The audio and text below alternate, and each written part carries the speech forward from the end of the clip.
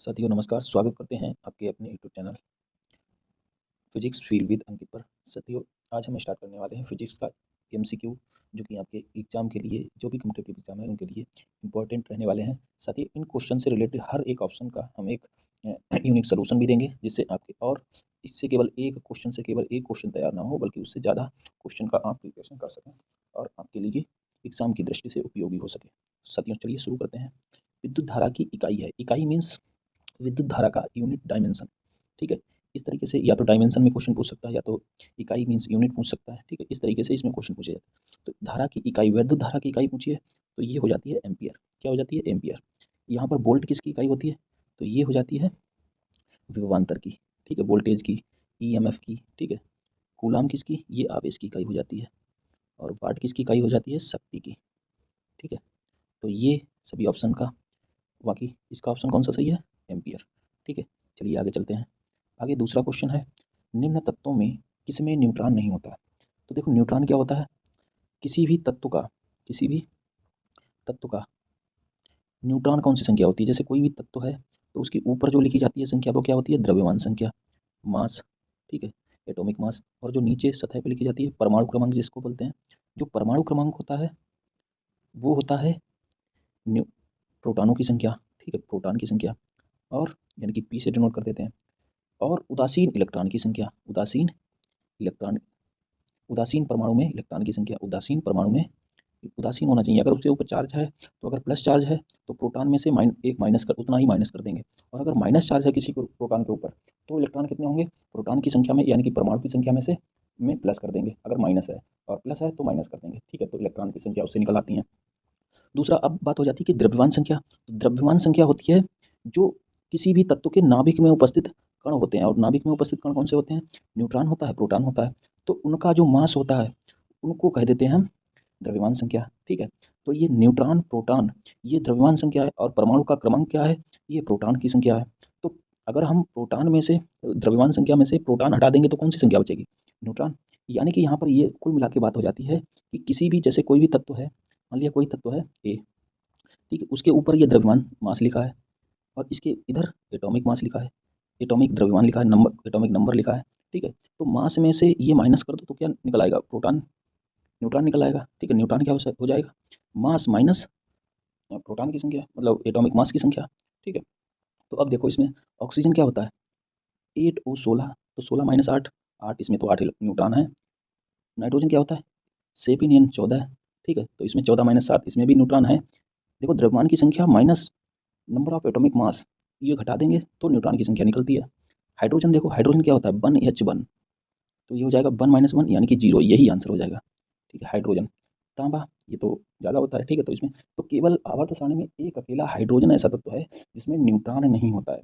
ठीक है, तो इस क्वेश्चन को इस तरीके से भी पूछा जा सकता है कि कौन सा ऐसा तत्व होता है जिसमें न्यूट्रॉन नहीं होता है? आवर्त सारणी में, पूरी आवर्त सारणी में केवल न्यूट्रॉन ही ऐसा तत्व है, हाइड्रोजन ही ऐसा तत्व है जिसमें कोई भी क्या होता है? न्यूट्रॉन नहीं होता है। अच्छा, इस क्वेश्चन को एक और तरीके से पूछा जा सकता है। अगर इसमें ऑप्शन ये ऑक्सीजन, नाइट्रोजन, हाइड्रोजन ये ना देकर दे दिया जाता प्रोटियम, ड्यूटीरियम, ट्राइटियम, यहाँ तो जनरल वैल्यू है। ठीक है, हाइड्रोजन के 3 समस्थानिक होते हैं, 1H1, 1H2, 1H3। तो हाइड्रोजन, हाइड्रोजन का प्रोटियम जो समस्थानिक होता है उसमें न्यूट्रॉन नहीं होते हैं।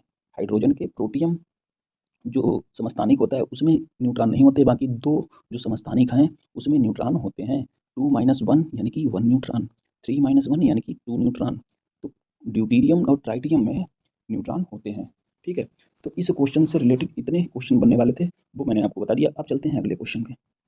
अगला क्वेश्चन आ जाता है, एंगस्ट्रॉम इकाई है। अब देखो जनरली यही, ये तो हम जानते ही कि एंगस्ट्रॉम किसकी इकाई है? दूरी की, दूरी। और एक एंगस्ट्रॉम में कितने मीटर होते हैं? 10 की घात माइनस 10 मीटर। ठीक है, तो ये दूरी की इकाई होती है। ठीक है, या इसको, हाँ, एंगस्ट्रॉम को, और दूरी, तरंग दैर्ध्य, तरंग दैर्ध्य किस में मापते हैं? तरंग दैर्ध्य भी दूरी के फॉर्म में मापते हैं। तो ठीक है, तरंग दैर्ध्य मापी जाती है लैम्डा, यानी कि दूरी के फॉर्म में मापी जाती है। तो इसमें दूरी भी कह सकते थे, तरंग दैर्ध्य भी कह सकते थे। ठीक है, ये भी, चलिए। अब अच्छा, इससे एंगस्ट्रॉम लैम्डा होता है, एंगस्ट्रॉम तरंग दैर्ध्य। ठीक है, इसका उल्टा क्या हो जाता है? लैम्डा बराबर हो जाता है C/ν, यानी कि आवृत्ति। ठीक है, अगर किसी भी किसी भी धातु की, ठीक है, अगर किसी भी रेखा की, किसी भी वेव की हमें जो है लैम्डा यानी कि तरंगदैर्घ्य दिया है, किसी भी किरण की या किसी भी वेव की तरंगदैर्घ्य दी है, तो हम उसकी आवृत्ति निकाल सकते हैं। जो भी इलेक्ट्रोमैग्नेटिक वेव होती हैं उनकी अगर तरंगदैर्घ्य दी है तो हम उसका क्या निकाल सकते हैं, आवृत्ति निकाल सकते हैं, या फिर यदि उसकी आवृत्ति दी है तो हम उसकी तरंगदैर्घ्य निकाल सकते हैं। प्रकाश की चाल यहाँ पर सी, यहाँ पे हमने लिखा लैम्डा पर सी अपॉन वी न्यू, ये आवृत्ति हो गई, ये तरंगदैर्घ्य हो गया, और ये सी क्या है, सी है प्रकाश की चाल, 3 × 10⁸ मीटर प्रति सेकंड। ये सभी को पता होनी चाहिए, जनरल चीज़ें हैं, ठीक है। अब चलिए बढ़ते हैं अगले क्वेश्चन पे। प्रकाश वर्ष इकाई है, प्रकाश वर्ष किसकी इकाई है, ये देख लेते हैं भाई, प्रकाश वर्ष किसकी इकाई है। तो प्रकाश वर्ष जो है, देखो प्रकाश, जैसे ही इसमें प्रकाश वर्ष नाम आता है तो ठीक है, तो हम हो सकता है लाइट की इकाई, ये ऐसे क्वेश्चन में जिसने नहीं पढ़ा है तो इन चीज़ों को गलत कर सकता है, लेकिन प्रकाश वर्ष किसकी इकाई है, प्रकाश वर्ष दूरी की इकाई होती है। किसकी इकाई होती है, दूरी की। और ये दूरी जो होती है प्रकाश वर्ष, वो एक वर्ष में किसी भी रे द्वारा, प्रकाश द्वारा, एक वर्ष में प्रकाश द्वारा चली गई दूरी होती है। यानी कि हम एक वर्ष में कितना टाइम, एक वर्ष तक कितना टाइम लगेगा, ठीक है, और उतने में वो प्रकाश कितनी दूरी तय कर लेता है, वो होती है प्रकाश वर्ष, ठीक है। तो ये चीज़ें, तो इसमें ऑप्शन क्या हो जाएगा, इसमें ऑप्शन हो जाएगा दूरी, ठीक है। अब चलिए आगे चलते हैं। अच्छा, एक इसमें और होता है कि प्रकाश दूरी का सबसे बड़ा मात्रक कौन सा होता है, तो दूरी का सबसे बड़ा मात्रक होता है पारसेक, ठीक है, ये चीज़ याद रखनी है। चलिए आगे ऑप्शन हो जाता है, सॉरी, अगला क्वेश्चन है, निम्नलिखित में कौन सी मूल भौतिक राशि है, तो मूल भौतिक राशि कौन सी है, देखो इसमें देखो बल क्या मूल राशि है, नहीं, क्योंकि इसमें मूल कहाँ है, इसमें तो M L T minus to मतलब द्रव्यमान भी आ जाता है, लंबाई भी आ जाती है, मतलब कई राशियों से मिलकर बना है। वेग ये भी नहीं है, L T minus to, L T minus one ये भी नहीं होता, इसकी बीमारी हो जाती है, ठीक है। लंबाई भी आ जाता है, टाइम भी आ जाता है। कार्य M L two T minus two, यानी कि ये द्रव्यमान और लंबाई का दो पार्ट, और जो समय होता है उसको बटे में, मतलब दो पार्ट इसके भी होते हैं, ठीक है। तो ये भी इसमें लंबाई, समय और द्रव्यमान सभी शामिल है। तो ये भी कैसी राशि है, व्युत्पन्न राशि, मूल राशि नहीं है। विद्युत धारा, विद्युत धारा ये एक मूल राशि है, ये कैसी मूल राशि है। तो अच्छा, इसमें इसको ना देकर और कोई भी ऑप्शन में दे सकते थे। तो हमारे पास 7 मूल राशियाँ होती हैं मुख्य रूप से। कौन सा होता है, द्रव्यमान होता है, द्रव्यमान होता है, समय होता है, ठीक है, और क्या होता है, लंबाई होता है, लंबाई 3 हो गई, वैद्युत धारा होती है, वैद्युत धारा होती है, पदार्थ की मात्रा होती है, पदार्थ की मात्रा जिसको मोल में मापते हैं, वैद्युत धारा को एम्पियर में मापते हैं, ठीक है, एम्पियर में, वैद्युत इसको मोल में मापते हैं, इसको लंबाई को किसमें मापते हैं, लंबाई को मीटर में मापते हैं, और इसको सेकंड में मापते हैं, सेकंड, और द्रव्यमान को किलोग्राम में मापते हैं, ठीक है।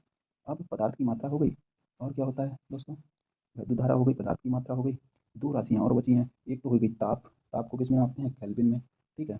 और एक कौन सी राशि है, ज्योति तीव्रता, ज्योति तीव्रता, ज्योति तीव्रता को किसमें मापते हैं, ज्योति तीव्रता को बताएंगे, ज्योति तीव्रता को माप देते हैं हम कैंडिला में मापते हैं, ठीक है। ज्योति तीव्रता को किसमें माप देते हैं, कैंडिला में। अब आ जाते हैं, दो पूरक मात्रक होते हैं, पूरक मात्रक या पूरक, ठीक है। एक तो होता है रेडियन, रेडियन, और एक होता है स्टेरेडियन। तो देखो रेडियन होता है सिंपल किसी सर्किल के केंद्र पर बना कोण जो होता है रेडियन होता है, कोण जो होता है उसका मात्रक रेडियन होता है। और कोण का जो सूत्र होता है वो क्या होता है, चाप, यानी कि जो सरफेस पे बना हुआ चाप होता है, और बटे त्रिज्या। लेकिन जो स्टेरेडियन होता है, जो किसी गोले में, जैसे गेंद, गेंद, ठीक है, या कोई ठोस गोला हो, तो उसके मध्य में एक केंद्र होगा, ठीक है, और उसके मध्य में केंद्र द्वारा सरफेस पर जो क्षेत्रफल क्रिएट कर किया जाएगा, ठीक है। जैसे जोकर की टोपी में जो उसका बाहरी सतह होता है जो गोल गोल होता है, ठीक है, वो क्षेत्रफल जो होता है उसके द्वारा उसका क्षेत्रफल यानी कि एरिया बटे त्रिज्या का स्क्वायर, त्रिज्या का स्क्वायर वो क्या होता है, स्टेरेडियन, यानी कि घन कोण, घन कोण का मात्रक होता है स्टेरेडियन, ठीक है, कोण का मात्रक होता है रेडियन। तो ये दो पूरक मात्रक होते हैं, ठीक है। इन चीज़ों को, इस क्वेश्चन से रिलेटेड इतने बनने वाले क्वेश्चन आपको याद रखने हैं। आगे चलते हैं अगले क्वेश्चन पे। अगला क्वेश्चन है हमारा, ओ मीटर मापा मात्रक है, तो ओ मीटर किसका मात्रक हो जाता है। देखो सबसे पहले तो कल हमने एक वीडियो में बताया था कि आर बराबर क्या होता है, रो यल अपॉन ए, ठीक है। तो ओम किसका मात्रक होता है, इसका तो मात्रक ओम हो जाता है, ओम, ठीक है। यहाँ पे देखो एरिया क्या होता है, लंबाई का स्क्वायर, और ये लंबाई, तो लंबाई से लंबाई कैंसिल, तो इसका मात्रक क्या हो जाएगा, ओम इंटू मीटर, किसका मात्रक हो जाएगा, प्रतिरोधकता, प्रतिरोधकता, या इसको हम क्या और कह सकते हैं, ठीक है, प्रतिरोध कांस्टेंट, प्रतिरोध ठीक है। तो प्रतिरोधकता इसका मात्रक हो जाएगा। प्रतिरोध का मात्रक देखो क्या होता है, आर बराबर रो एल अपॉन ए, ये होता है, इसका मात्रक होता है ओम। लेकिन इसका मात्रक क्या हो जाता है, देखो एल से जो क्षेत्रफल एरिया स्क्वायर में होती है ना, एक एल कट जाएगा और एल जाके उधर जाएगा, तो ओम इंटू मीटर। ठीक है। तो ये किसका मात्रक हो जाएगा, प्रतिरोधकता का। ठीक है। और आवेश का देखो, प्रतिरोधकता और चालकता एक दूसरे के उल्टे होते हैं। ठीक है। तो 1/, इसको मोह इनवर्स या 1/, ओम इनवर्स मीटर इनवर्स इसको लिख सकते हैं। आवेश का मात्रक क्या हो जाता है, आवेश का मात्रक कूलाम हो जाता है, पहले ही डिस्कस कर सकते हैं। प्रतिरोध का मात्रक ओम हो जाता है, अभी डिस्कस किया है। ठीक है, चलिए आगे चलते हैं।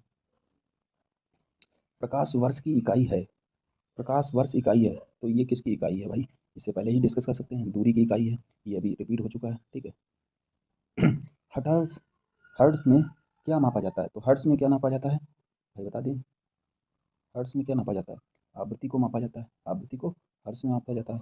ऊर्जा को, ऊर्जा को किस में मापा जाता है, ऊर्जा को जूल में मापा जाता है, जूल ऊर्जा या कैलोरी। देखो कैलोरी होता है वो कैसा मात्रक मात्रक होता है, सीजीएस मात्रक, सीजीएस मात्रक। जूल जो होता है एमकेएस मात्रक होता है कार्य का। ठीक है। ऊष्मा का भी मात्रक यही होता है, ऊष्मा का कैलोरी मात्रक होता है, जो कैलोरी होता है वो आप ही जानते हैं, ये सीजीएस मात्रक होता है। ठीक है। गुणवत्ता, ये गुणवत्ता किसी भी ध्वनि की या उसके लिए गुणवत्ता का यूज किया गया है यहाँ पे। ठीक है।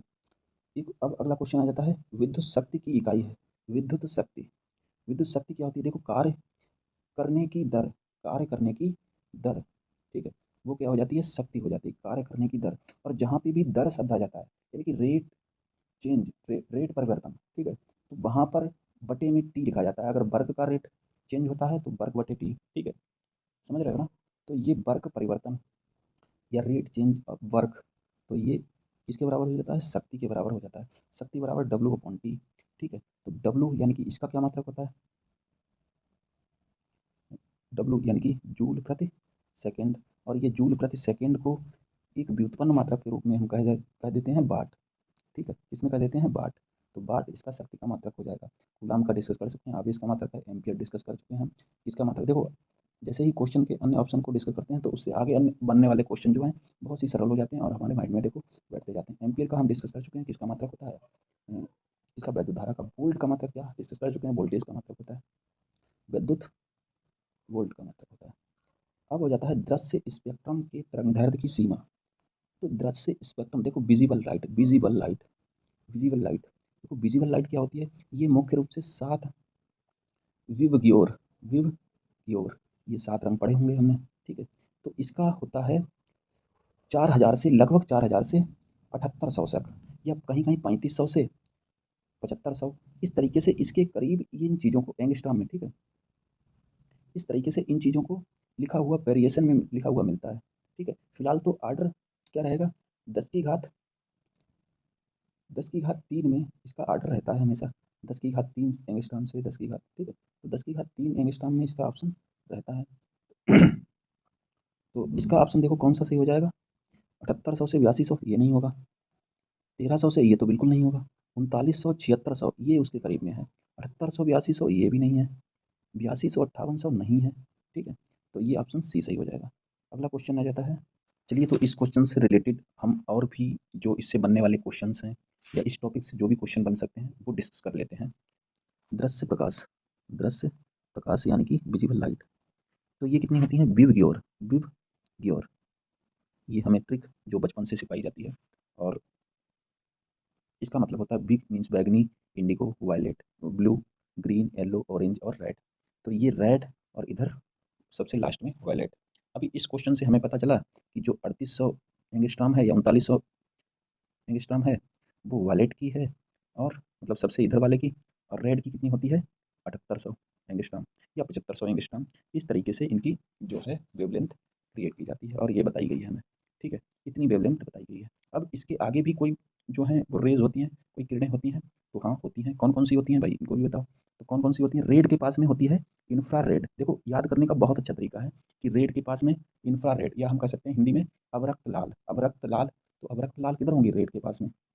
वायलेट, तो वायलेट के पास में यूवी मीन्स अल्ट्रा वायलेट, याद रहेंगी। वायलेट के पास में अल्ट्रा वायलेट, रेड के पास में इंफ्रारेड। फिर आ जाता है बात कि इसके बाद कौन सी होती है, इसके बाद आ जाती है कि एक्सरे, इसके बाद इधर एक्स रे, ठीक है। फिर हो जाती है Y, X Y, X Y, ठीक है। तो एक्स इधर और वाई इधर, यानी कि वाई को हम क्या कह देते हैं, गामा। एक्स वाई देखो बिल्कुल सीरियल से, वायलेट के पास में अल्ट्रा वायलेट, फिर एक्स, फिर वाई, वाई को गामा यानी कि कह देते हैं। फिर इधर आ जाती हैं इंफ्रारेड, फिर सूक्ष्म तरंगें, और फिर रेडियो। अच्छा, इसको रेडियो को कैसे याद रखेंगे? देखो सबसे पहले हमें जब भी प्रसारण के मामले में कोई भी तरंग-दैर्ध्य यूज़ की गई, वो रेडियो के मतलब सबसे पहले कौन-सी चीज़ आई? रेडियो आई ना।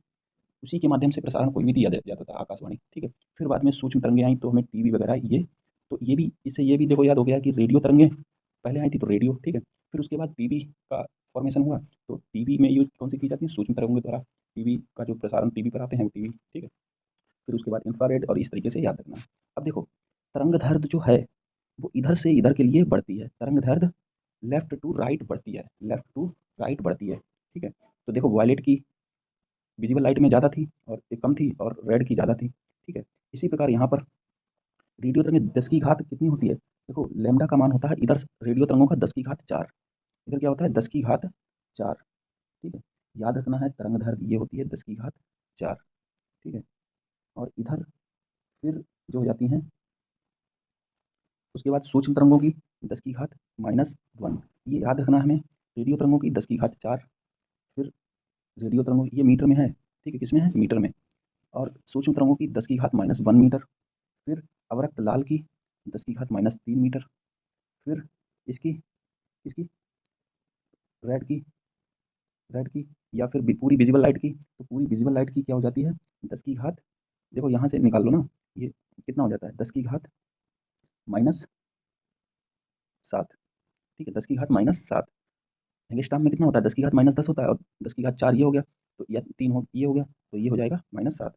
फिर अल्ट्रावायलेट की 10 की घात -8 के ऑर्डर की, फिर अ, एक्स किरणों की 10 की घात -10, और गामा किरणों की 10 की घात -13। इस प्रकार से हमें तरंग दैर्ध्य याद, और इसके आगे एक कॉस्मिक किरण भी होती है, उसकी 10 की घात -13 हो जाती है, ठीक है। तो इस प्रकार से याद रखना है यहाँ पे। ये 10 की घात -10 ये हो जाएगी एक्स किरणों की, वाई की, गामा की 10 की घात -13, ठीक है। इस तरीके से याद रखनी है यहाँ पे तरंग दैर्ध्य। तरंग दैर्ध्य इधर से इधर लेफ्ट टू राइट बढ़ता है, और लेफ्ट टू राइट जो है वो आवृत्ति क्या होती है? घटती है, क्योंकि इससे पहले मैं बता चुका हूँ लैम्ब्डा जो होता है C/V होता है, यानी कि फ्रीक्वेंसी क्या होती है? घटती है, ठीक है। तो इस टॉपिक से रिलेटेड इतनी चीज़ें आपको याद रखनी है साथियों। इसके बाद वीडियो को समाप्त करते हैं। नमस्कार, जय हिंद, वंदे मातरम।